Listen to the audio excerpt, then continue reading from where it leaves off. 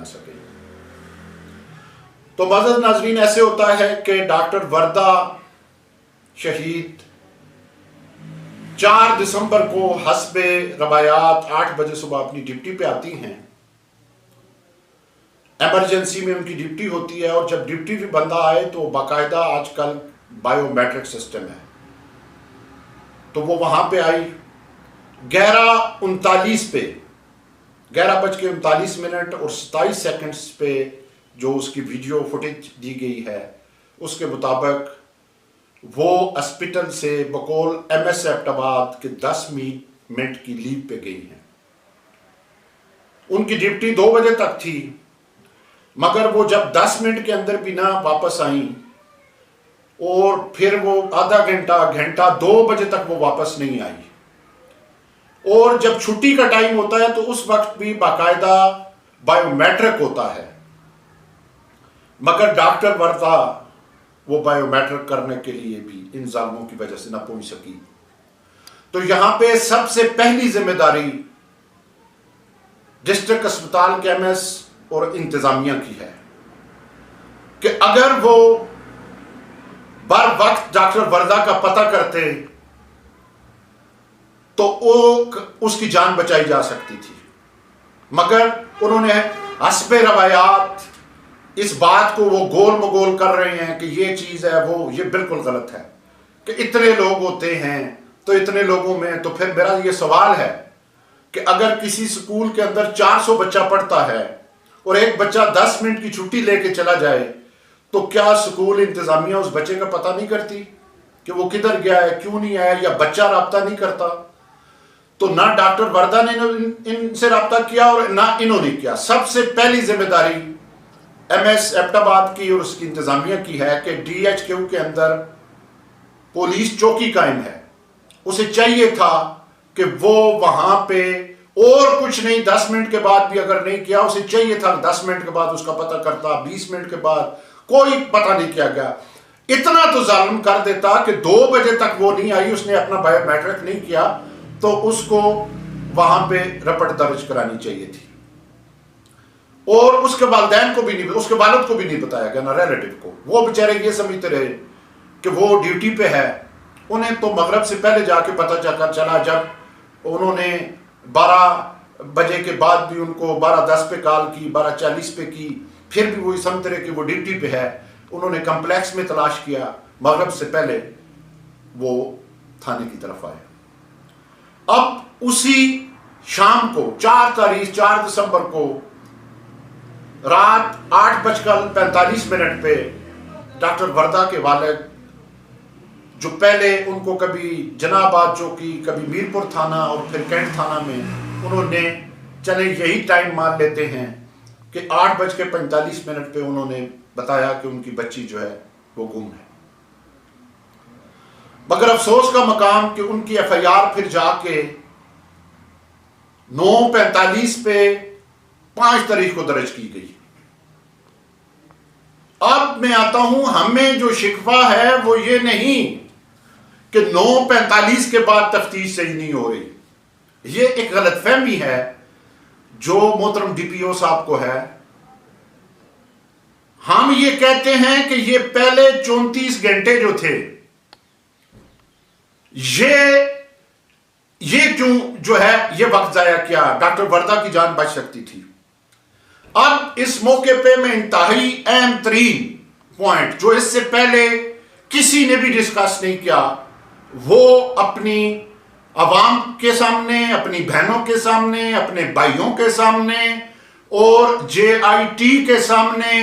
اور پولیس کے اعلیٰ افسران کے سامنے، صوبائی گورنمنٹ کے سامنے، مرکزی گورنمنٹ کے سامنے رکھنا چاہتا ہوں۔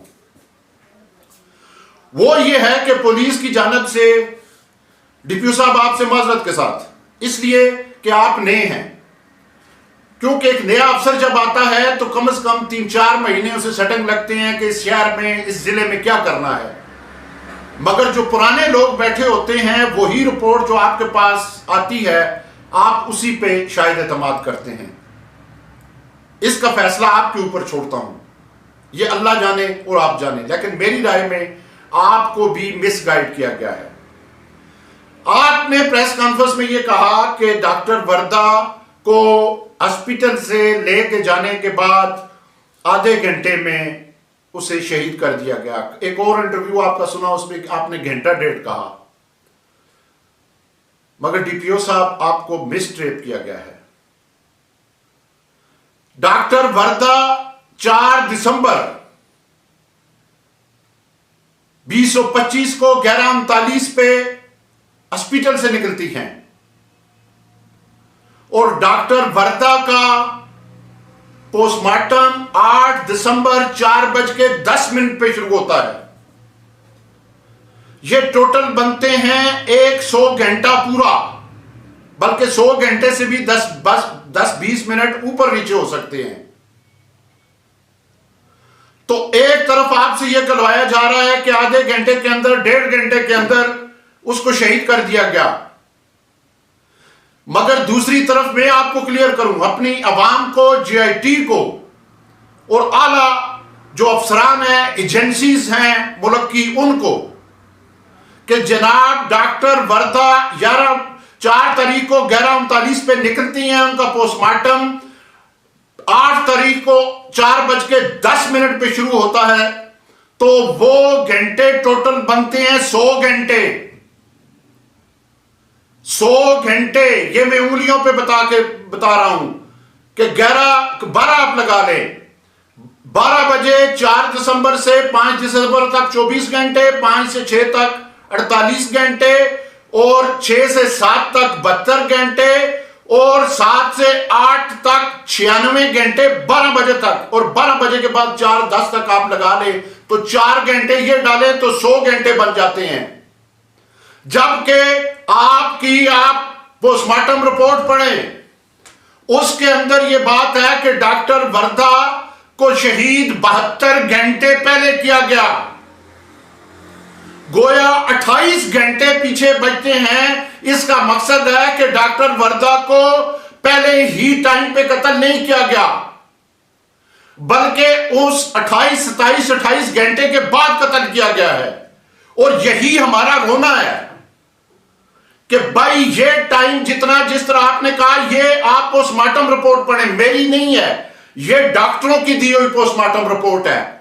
تو گویا اس سے یہ ثابت ہوتا ہے کہ ڈاکٹر وردہ ایک دن پورا اس رپورٹ کے مطابق اور آپ کے موقف کے مطابق دونوں میں ٹکراؤ ہے کہ اس کو 27 سے 28 گھنٹے کے درمیان جو ہے ہاسپٹل سے جانے کے بعد قتل کیا گیا. گویا تقریباً 1.25 دن اس میں لگ گیا. اب مجھے بتائیں کہ ہم کیسے یقین کریں؟ ایف آئی آر کے بعد ہم نے کبھی نہیں کہا کہ آپ نے ان کو گرفتار نہیں کیا. آپ نے جو ملزم بھاگا ہوا ہے اس کو بھی گرفتاری کی کوشش کر رہے ہیں. ہمارا سوال تو شروع سے یہ تھا کہ اس میں یہ کوتاہی اور یہ غفلت اور یہ زیادتی کس نے کی ہے، ان لوگوں کو بے نقاب کیا جائے. یہ اہم ترین ایشو ہے. یہ میرے ڈاکٹر حضرات بھی سن لیں، میرے پیرامیڈیکل کے لوگ بھی، میری بہنیں ڈاکٹرز بھی، اور پورا علاقہ سن لیں. ہمارا اصل مسئلہ یہ ہے کہ اس کے درمیان آج میں نے ثابت کر دیا کہ ڈاکٹر وردہ 28 گھنٹے کے بعد قتل ہوئی ہے، 27.5 یا 28 گھنٹے کے درمیان میں. یہ اس کی پوسٹ مارٹم رپورٹ میں 72 گھنٹے لکھا ہوا ہے، اور جس وقت کی پوسٹ مارٹم رپورٹ ہے اس کے مطابق 100 گھنٹے 72 گھنٹے لکھا ہے، اور ڈاکٹر وردہ کے غائب ہوئے جو ہے وہ 100 گھنٹے گزر چکے ہیں. لہٰذا یہ میں بات واضح طور پہ کہوں، میں اپنے جی آئی ٹی کے معزز ممبران سے بھی یہ بات کہوں گا کہ یہ قتل پوری انسانیت کا قتل ہے، یہ ایک بیٹی کا قتل نہیں ہے. اور اس میں اگر کسی کو بچایا گیا اور جے آئی ٹی نے بھی درست رپورٹ نہ دی تو ہم بطور معاشرہ، آپ کو میں بتاتا چلوں کہ ہم بطور معاشرہ پھر عوامی جی آئی ٹی بنائیں گے.